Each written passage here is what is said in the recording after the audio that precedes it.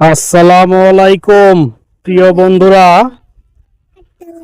আমরা চলে আসছি শস্য ক্ষেতে ঘুরতে। প্রচুর রোদ, তাকাতে খুব কষ্ট হচ্ছে। সবাই মোটরসাইকেলে বসে আছে। আমরা এখন শস্য ক্ষেতে ঘুরতে আসছি। রোদের জন্য আমরা তাকাতে পারতেছি না। আহ, কিছু গুরুত্বপূর্ণ কথা বলতে চাচ্ছিলাম, কিন্তু রোদের কারণে বলতে পারতেছি না। তাকাইতে খুবই কষ্ট হচ্ছে। যাক, সবাই খাওয়া নিয়ে খুবই ব্যস্ত। এই দেখো, আনিশা খাচ্ছে, এখন আনাজ খাচ্ছে, আরাফ খাচ্ছে। এই একটা কোকওয়ালা আছে আমাদের। আমরা বাড়ির সামনে শস্য খেতে আসছি। যে কথাটা বলার জন্য, বাবুদের নিয়ে একটু ঘুরতে হয়। প্রতিটা পিতারই কর্তব্য থাকে।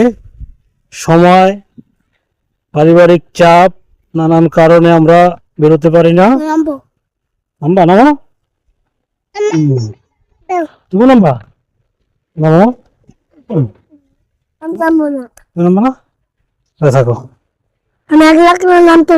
এখন যেটা বলতেছিলাম, সময়, পারিবারিক চাপ, অর্থনৈতিক ক্রাইসিস, বয়স, নাম্বা বিভিন্ন কারণে আমরা বাচ্চাদের সময় দিতে পারি না।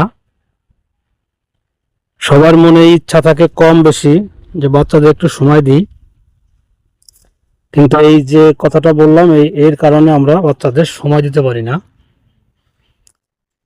এই সবের মাঝেও কিছু অল্প সময় করে হলেও বাচ্চাদের সময় দিতে হয়।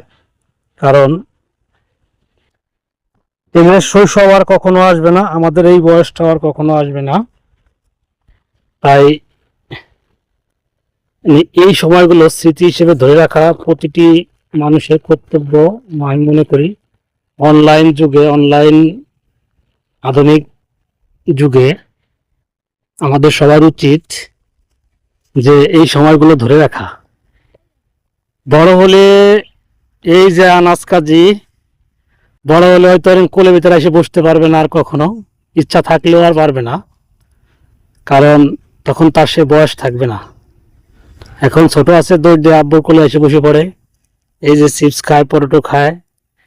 একসময় এমন একটা পর্যায়ে আসবে, ওই আমাকে চিপস পরোটো কিনে দেবে, আমি খাবো। তখন আর আমি ওকে দেওয়া লাগবে না, আমার আব্বা কামাই করে আমারে খাওয়াবে চিপস, পটেটো, বিভিন্ন কিছু, নাকি আব্বা? গুড। আচ্ছা, দেখা আমি একটু ব্যাক সাইডে দেখা একটু।